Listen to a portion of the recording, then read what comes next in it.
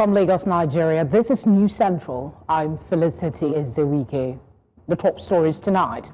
Nigeria Center for Disease Control and Prevention issues new advisory on Ebola virus after suspected cases tested negative. After 6 months of suspension, Governor Fubara returns to work as he reassures Rivers residents of good governance. NATO intercepts 3 Russian fighter jets which reportedly violated Estonian airspace over Gulf of Finland. Central Bank of Nigeria expected to lower rates ahead of its September Monetary Policy Committee meeting as inflation eases. In sports, Lagos continues to wrap up preparations for an historic entry into powerboat racing as it gears up to host the E1GP in October. Welcome. Tonight begins now.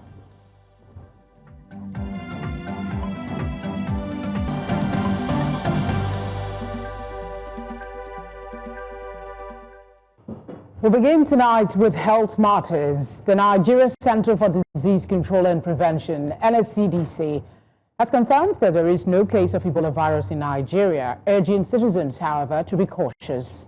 The center, in its public advisory issued on Friday, noted that there were 2 recent suspected cases of viral hemorrhagic fever in Abuja, but both tested negative for Ebola and Marburg viruses.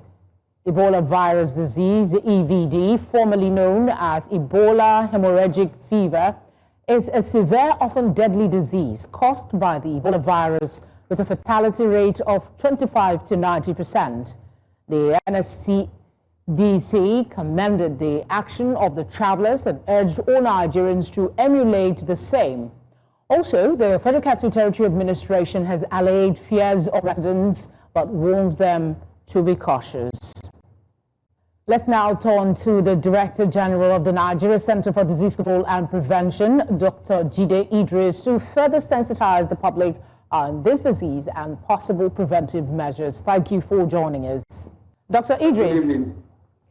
What measures can individuals take to protect themselves from this fever, especially considering the recent suspected cases in Abuja, though now tested negative? Well, basically, people should understand how the disease is spread. Once you understand that, you can adopt measures to stop the spread. In the case of Ebola, you must have contact with a diseased person or an animal that has passed on the disease. In this case, it's only people who have the Ebola disease and are contagious. Once you know that you come across people with fever or symptoms that mimic that, the best bet is to avoid them. Do not allow contact with any of their body fluids, whether blood, urine, etc. But that's the easiest way Ebola virus is transmitted. Once you can block that mode of transmission, people are sick. And the easiest way is to adopt this infection prevention and control. Simple hand washing. Using hand gloves, clean your environment, and etc. And like you said, avoid people who are ill-looking or who have fever, or those of them who have traveled to areas where the Ebola cases have been detected. That way, you minimize your contact, and that way you don't catch the disease. And the easiest way is that once you feel sick, you don't know what it is, and you know you've traveled or been in contact with people who have this fever, report to the nearest health facility. How effective are Nigeria's current health protocols in detecting and managing potential outbreaks like Ebola? I know in your presser you talked about some of this, but could you reiterate?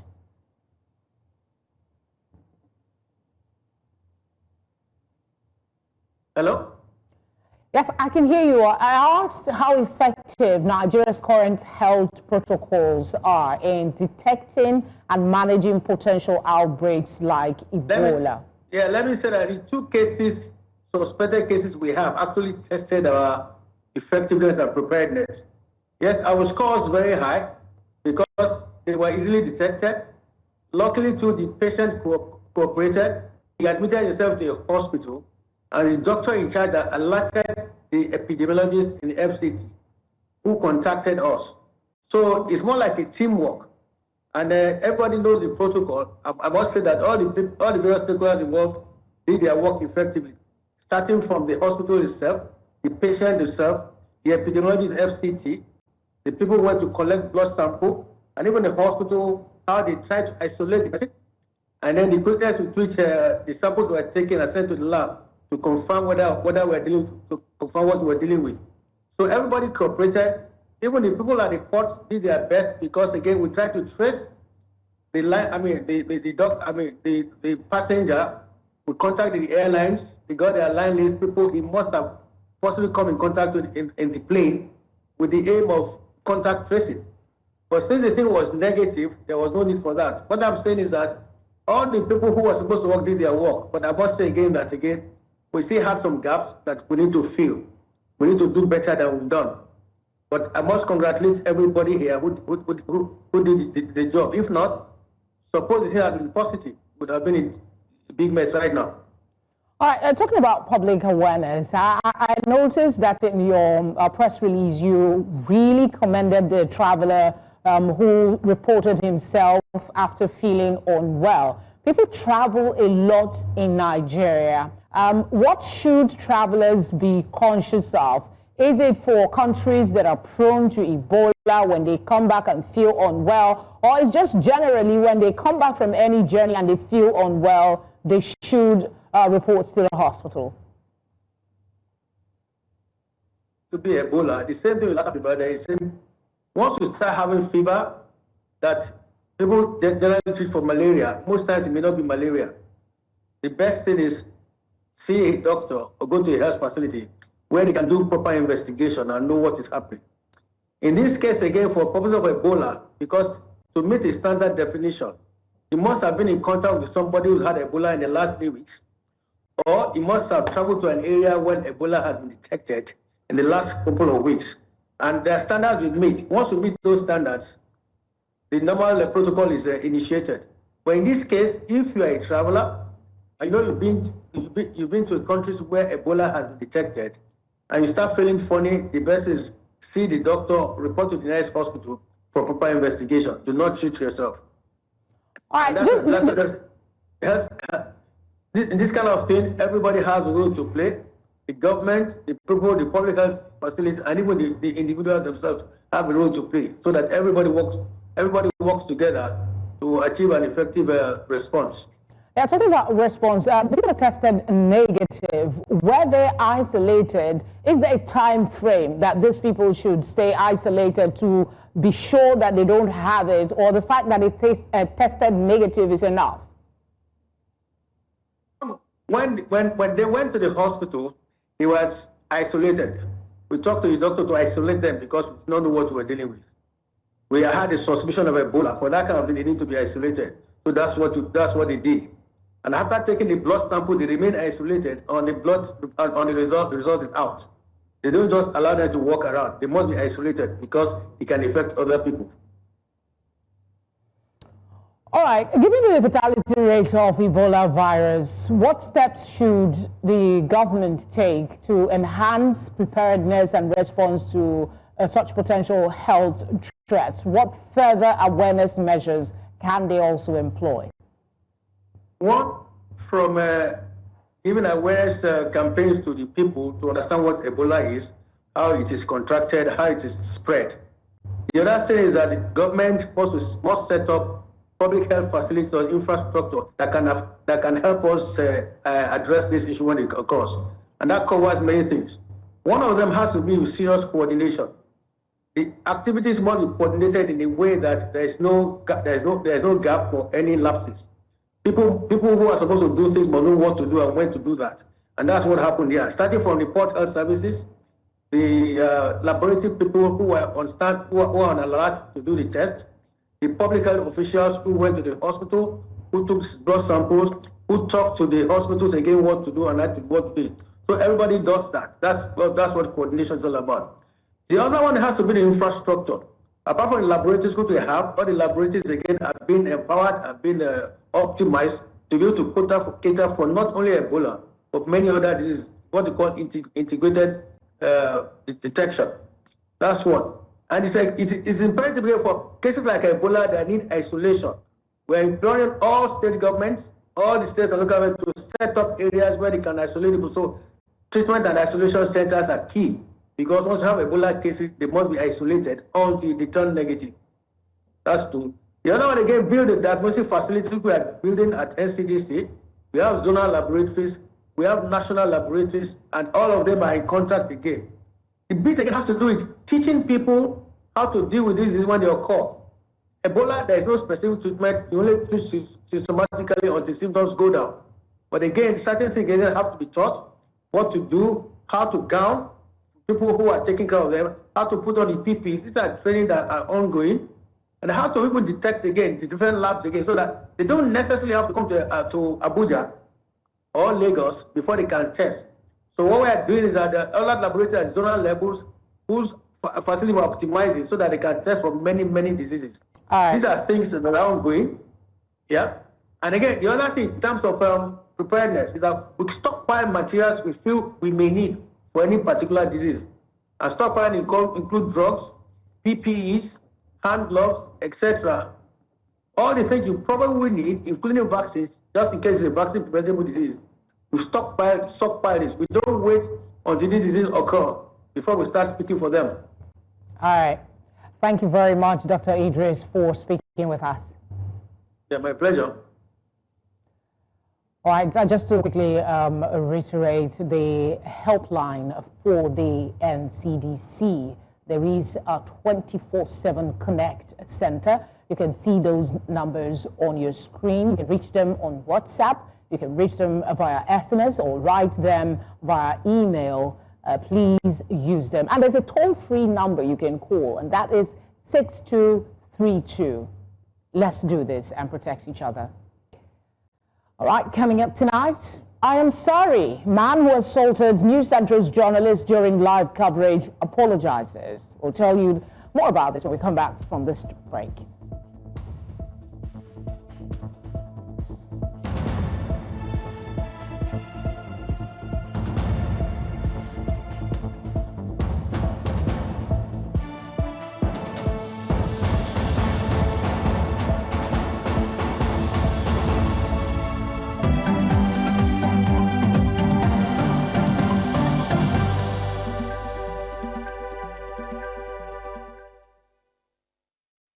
You're watching tonight on News Central. A reminder of our top stories. Nigeria's Center for Disease Control and Prevention issues new advisory on Ebola virus after suspected cases tested negative. After 6 months of suspension, Governor Fubara returns to work as he reassures Rivers residents of good governance. NATO intercepts 3 Russian fighter jets which reportedly violated Estonian airspace over Gulf of Finland. Now, let's tell you about the viral video. The man who harassed and shoved my colleague during Tuesday's fire at Central Plaza, Mandila's Lagos Island, has issued a public apology. In a video, he admitted acting out of frustration after losing all his goods, many bought on credit in the inferno. Acknowledging his conduct was wrong, he expressed deep regret and added that he would not hesitate to kneel and apologize directly to the crew member involved. The incident had drawn widespread attention after footage of the altercation went viral on social media. They came here. Hello, live here. We call for us. How far live here?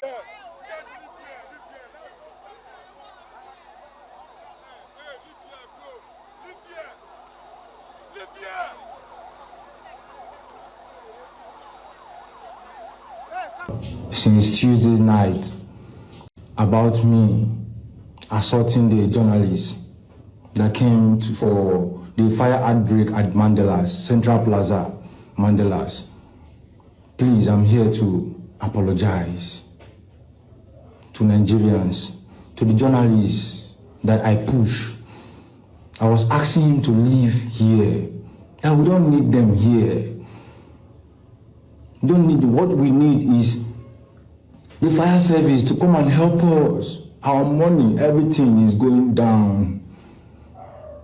I was one of the victims that fateful night. I was one of the victims. I was already home. They called me that Plaza is on fire. I have to go back to the market. Before getting to the shop, the Plaza has already fallen down.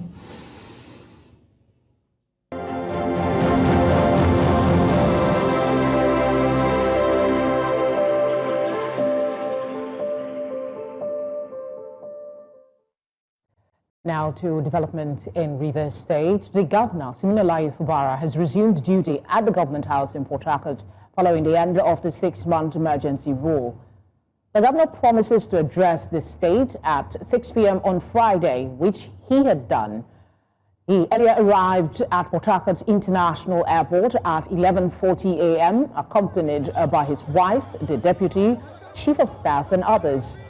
He was received by his former commissioners, LGA chairman, and other leaders of the state. The emergency rule imposed on March the 18th, 2025, followed a political crisis between the executive and legislative arm of government, which made it hard to approve budgets and run the state.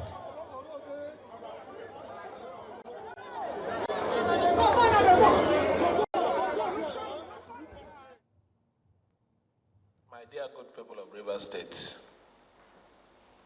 you will recall that Rivers State was placed under a 6-month emergency rule declared by Mr. President, His Excellency, President Bola Ahmed Tinubu, GCFR, on the 18th of March 2025, following the intense political crisis in our state.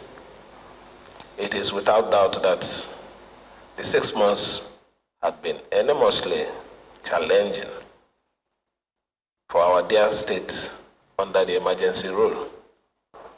As your governor, I accepted to abide by the state of emergency declaration and choose to cooperate with Mr. President and the National Assembly, guided by my conviction that no sacrifice was too great to secure peace, stability, and progress. My colleagues, Austin Azo and Israel Ferobo, who have been in the state reporting events as they unfolded, joins me now. With them is the Rivers State Commissioner for Budget and Economic Planning, Professor Peter Meadi. Thank you for joining us. All right. Thank you. All right. Okay, we don't have Israel, but do we have Austin? Okay, Austin, the governor has made his first speech. First, we saw the welcome that he was given. He spoke a bit when he was at the government house, and then this speech. What has the people been saying to you in response to the first address by the governor? Good evening, Felicity. Like you rightly stated, and from the news, the governor arrived the Port Harcourt International Airport at about 12:19 p.m. today, and thereafter reached the government house, accompanied by top government functionaries. And not only top government functionaries, supporters were actually on the ground to share the governor, and that was a sign that yes, their own governor is back. But because of want of time, we'll have some residents here to talk to us. Okay, we'll have Patrick. Patrick, come forward, please.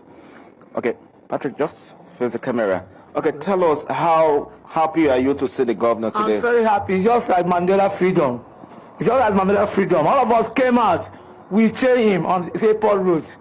I just came back from farm. That's why I see Mitata, but we welcome him. We help him. We want him at least to continue his school work. At least let us have freedom. Especially freedom, good security, good work. At least let us carry us as Mandela. Because we really as Mandela when Mandela was free. Okay. Thank you. All right, we have a promise. Okay. How do you feel seeing the governor today? I'm very, very happy. I am very happy that our governor is back to his seat. I am very, very happy.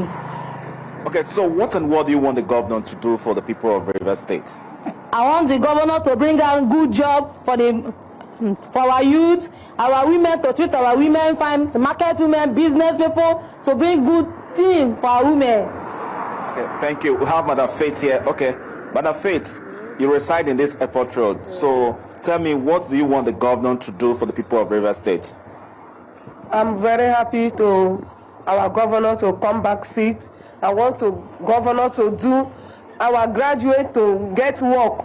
That was the important, and our price of things to come down, because our children now nothing, no work, nothing. Person who spend money finish to train children, no work. So I want you to all of them to enter work.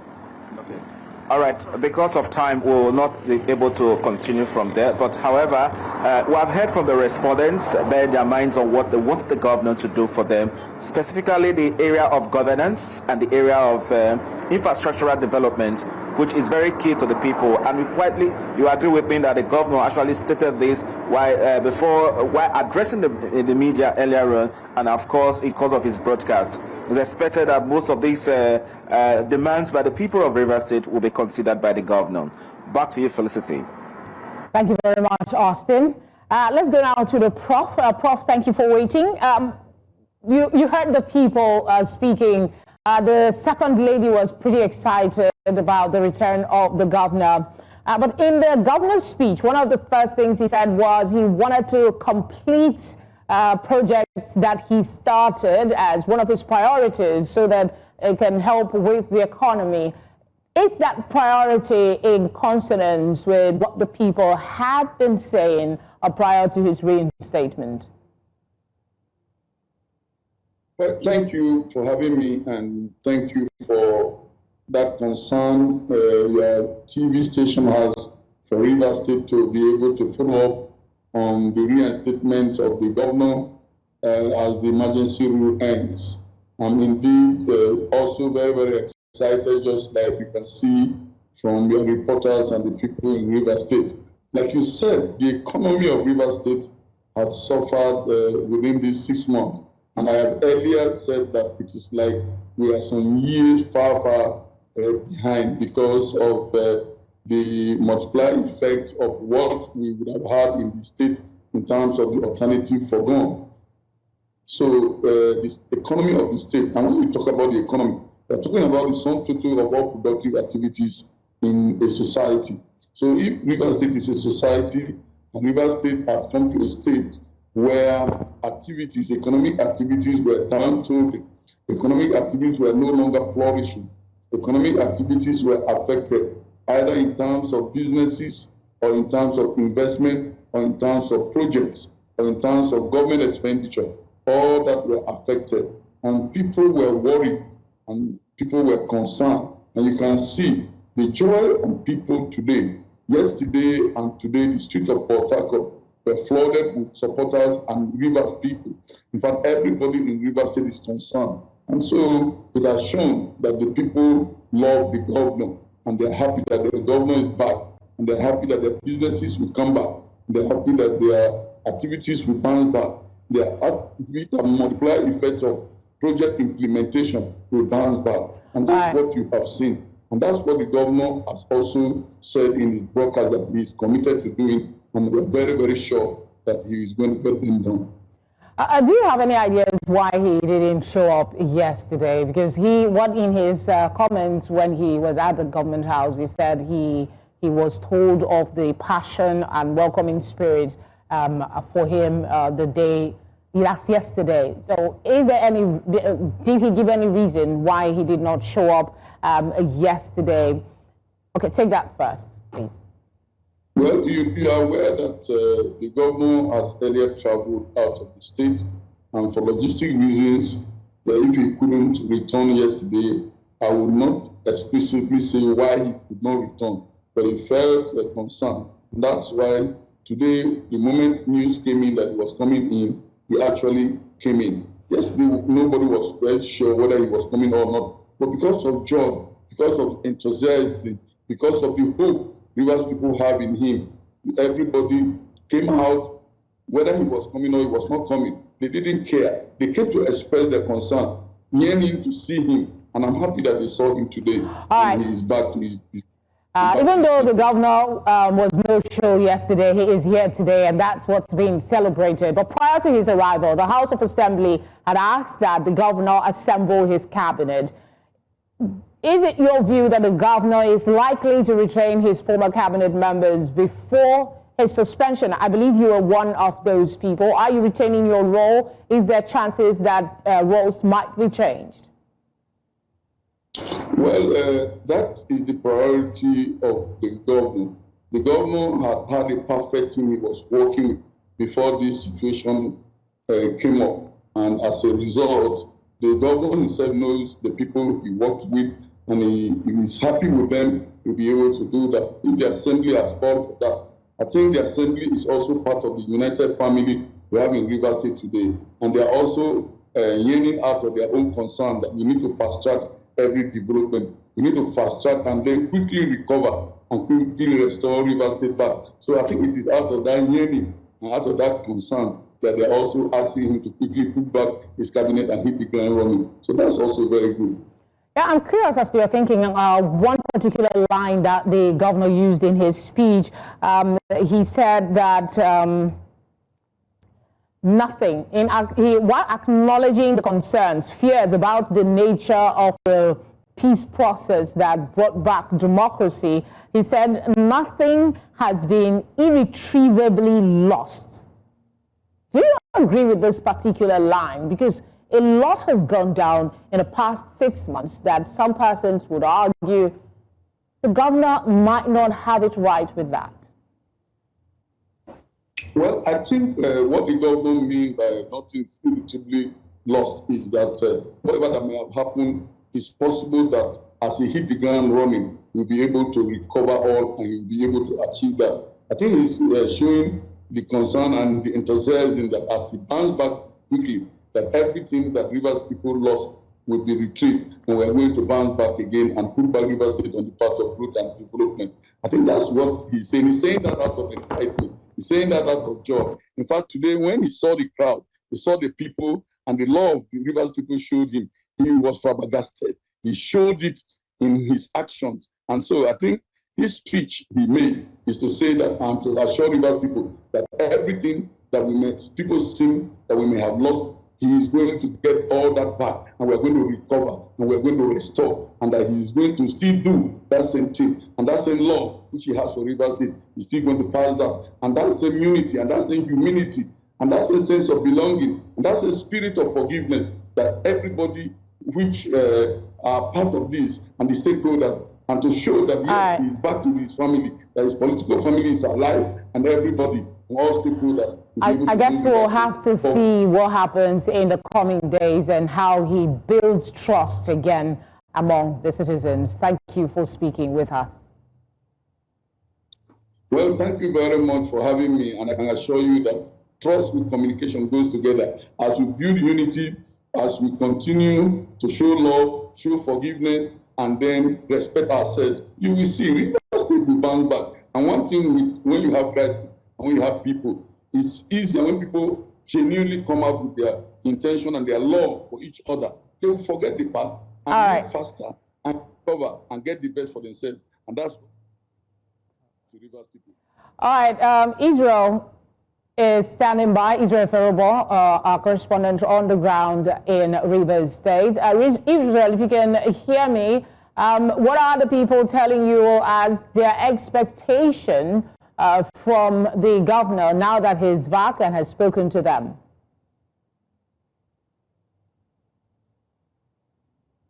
Good evening to you. Expectations here are really high. The citizens are hoping that the last 6 months never happened. They do not want any form or any sort of hindrances to development in the state. They just want the governor to go ahead, hit the ground running like he has done today with the address that he has made to the people of Rivers State. So they're asking the governor to just go ahead. Had this where you can see, I think we kind of lost Israel there in the middle of his speech. We apologize for that, but that's the much time will permit us for this conversation. Thank you very much, Israel, in absentia. Thank you, Austin, and of course, Prof. Thank you for speaking with us.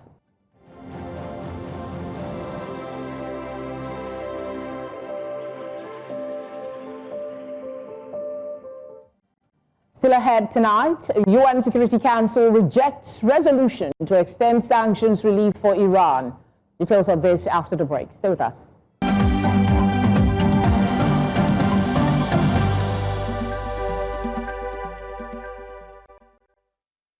President Bola Tinubu has visited the family of late former President Muhammadu Buhari in Kaduna State. The president, in company of other top officials, were received by the widow of the late leader, Aisha Buhari, on behalf of her children. Earlier, President Tinubu attended the wedding of Nasiruddin Yari, son of former Zamfara State Governor Abdulaziz Yari, and Safiya Idris, held at the Sultan Bello Mosque. The visit reflects President Bola Tinubu's solidarity with the Buhari family and respect for his predecessor's legacy. I thank Nigerians. I thank your administration. I thank every one of you, most especially your wife, the governor's wives, the minister's wives, speaker's wives, House of Representatives members, the Senate President wife and the Senators' wives in general, and the service chiefs' wives for being with me when we really needed, a shoulder to lean on. It is a day that we have a joy for our son and daughter getting married around you here, and it's that I believe we should pay you a courtesy call. We thank you and your family for the befitting effort of money and recognition you've given to late Muhammadu Buhari. The federal government has established a new communication channel aimed at addressing concerns arising from demolished properties in Okwaja area to pave the way for the Lagos-Calabar Coastal Highway. Minister of Works, David Umahi, made this known at a press conference facilitated by the Coalition of Civil Society of Nigeria. This initiative comes after the demolition of the $250 million Wing Home Estates project in October 2024, a move that caused a significant decline in diaspora real estate investments and international confidence. However, the diaspora community called for fairness and justice in addressing the demolition's aftermath.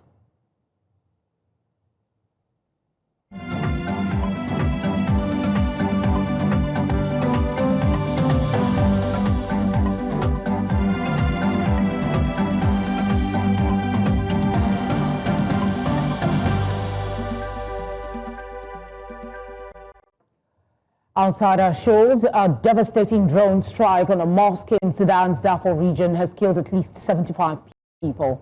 The attack occurred during morning prayers on Friday in the city of El Fasher, where paramilitary rapid support forces are fighting to capture the city from the army.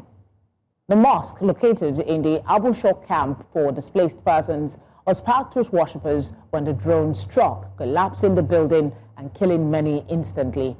Around 20 people were injured, and the search for more victims continue amid the rubble. The United Nations Security Council voted on Friday to reject a resolution that would have extended economic sanctions relief for Iran over its nuclear program. The resolution failed with 4 votes in favor and 9 against, meaning sanctions will be reimposed unless a new agreement is reached by September 28. Russia, China, Pakistan and Algeria supported the resolution to block sanctions from being reinstated, while 9 members opposed the relief. 2 countries abstained.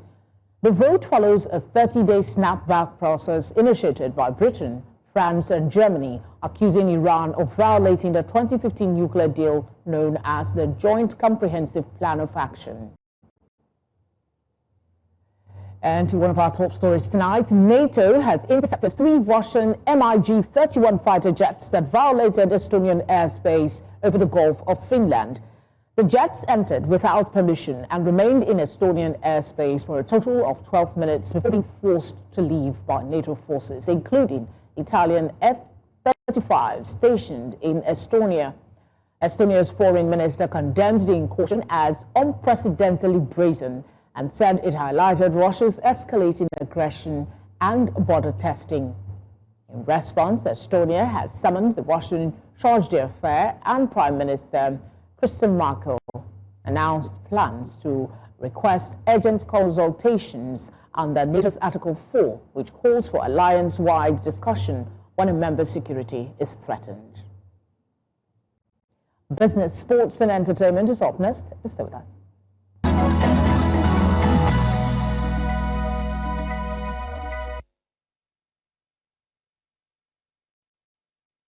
And for business tonight, the Central Bank of Nigeria's Monetary Policy Committee meets from September 22nd to 23rd, 2025. Markets are watching whether it will cut the monetary policy rate by 25 or 50 basis points or hold at 27.5%. Inflation has eased for 5 consecutive months to 20.12%, while the Naira has remained stable at 1,480 Naira to 1,600 Naira per dollar. The U.S. Federal Reserve's recent rate cut provides room for easing. Analysts expect a modest 25 basis point cut to support growth, but caution the fragile stability in policy credibility may prompt the CBN to hold. The decision will shape Nigeria's monetary policy direction heading into the final quarter of 2025. Justice Joyce Onugbamachi of the National Industrial Court, Lagos, on Friday ordered parties to maintain peace in the leadership dispute within the Chevron branch of Pengasyn. 7 senior staff of Chevron Nigeria, led by Sunday Ebolu, are challenging the dissolution of the branch executive committees and the installation of an 8-member caretaker committee by the UN's national officers. They argued the move violates Pengasyn's constitution and disenfranchises over 1,200 members. At the hearing, claimants counsel Ebon Olu Adegborua San withdrew an interlocutory motion for a speedy resolution. The case marked NICN LA 21-4-2025 was reassigned to another judge for accelerated hearing. Now let's move on to the stock market report for today.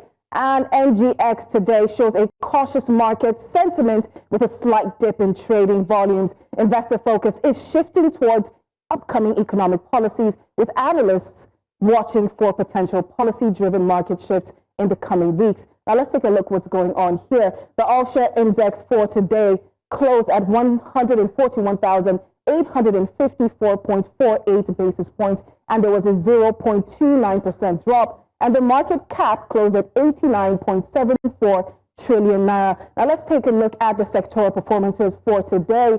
And from what we're seeing here, the only strength that we're really getting today was from consumer goods, which went up by 0.61%. Aside from that, we're practically swimming in a sea of red here.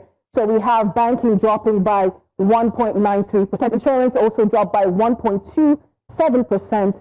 Oil and gas 0.13% down, and industrial goods closed at 0.01% lower than before.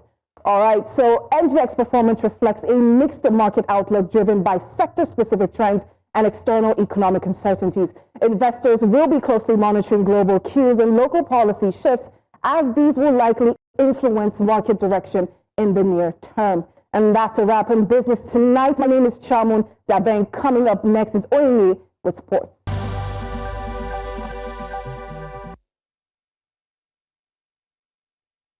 And in sports, on the 4th and 5th of October, Lagos will make history as the first African city to host the UAE E1 series, with the newly added Lagos leg dubbed the E1 Lagos GP.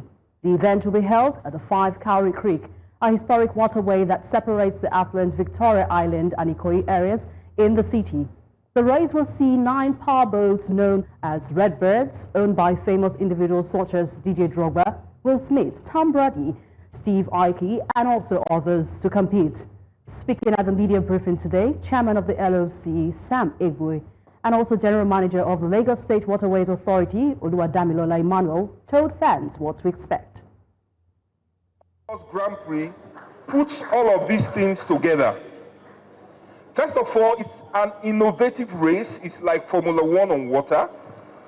It's the first time it's coming into the continent of Africa. Other leading cities in the world has hosted it. Miami, Monaco, Jeddah, Doha, all hosted this. And like I said, if our vision is true, then Lagos must come on that calendar. And that is why for the first time, we are exciting the continent of Africa, because it's our right to do so for Africa. Moving away from that, there was drama today in the final of the men's 400-meter hurdles at the World Athletics Championship in Tokyo. Ezekiel Nathaniel made history for Nigeria, breaking the national record with a blistering 47.11 seconds to finish fourth. Nathaniel was briefly celebrated as the world champion bronze medalist after American Rai Benjamin, the initial winner, was disqualified for a lane infringement.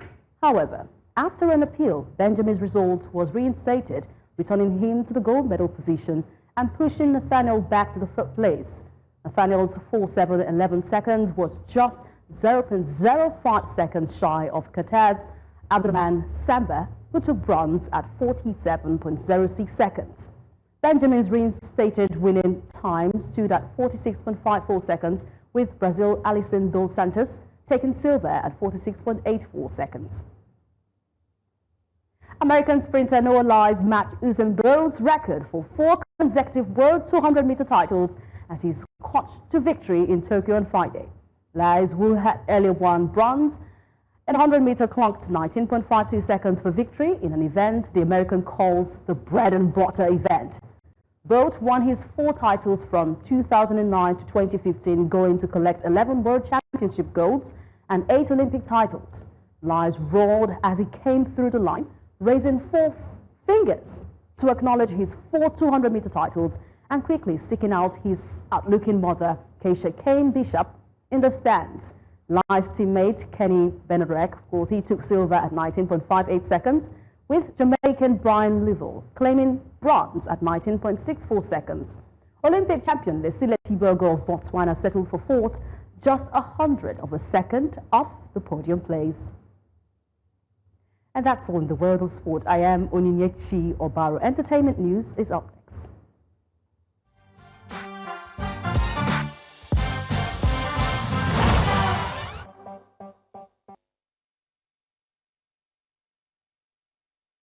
More recognitions for Nigeria's celebrity. Kate has the details. Hi, Kate.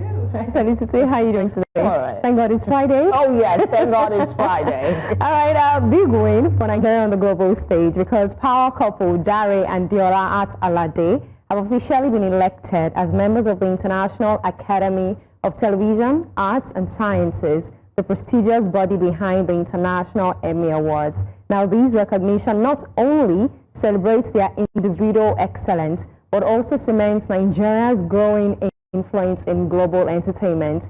With their new seats at one of the most influential tables in television, the At-Alades are set to bring fresh African perspectives to the future of global TV and entertainment. Felicity, I believe that you'd agree with me when I say that this should open more doors for Nigerian creatives on the international stage.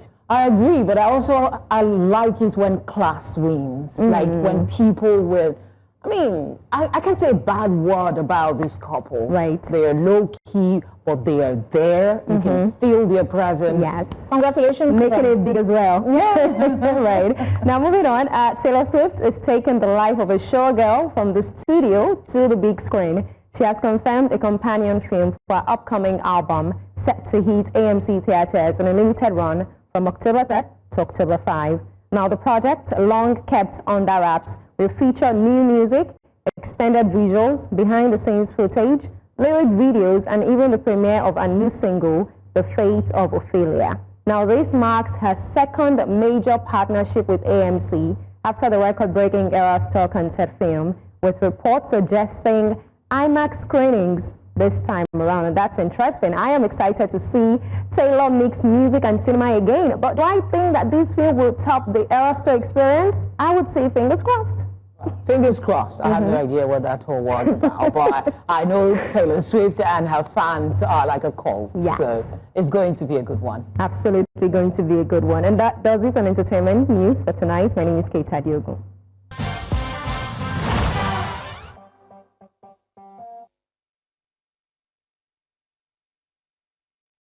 And that is all the news we have for you tonight. But before we go, here's a quick reminder of our top stories.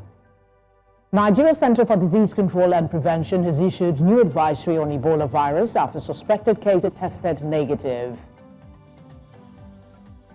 After 6 months of suspension, Governor Fubara returns to work as he reassures Rivers residents of good governance. We also told you that NATO has intercepted 3 Russian fighter jets which reportedly violated Estonian airspace over Gulf of Finland. As is custom, we'd love to hear from you. Please send us your thoughts on the number showing now on your screen, or you could do that by following us on all social media platforms at News Central TV. You can choose to watch us live on DSTV channel 422, GoTV channel 23, Star Times channel 274. You can find us on Abo TV and streaming live on YouTube. Thank you for watching. Have a good night and a restful weekend.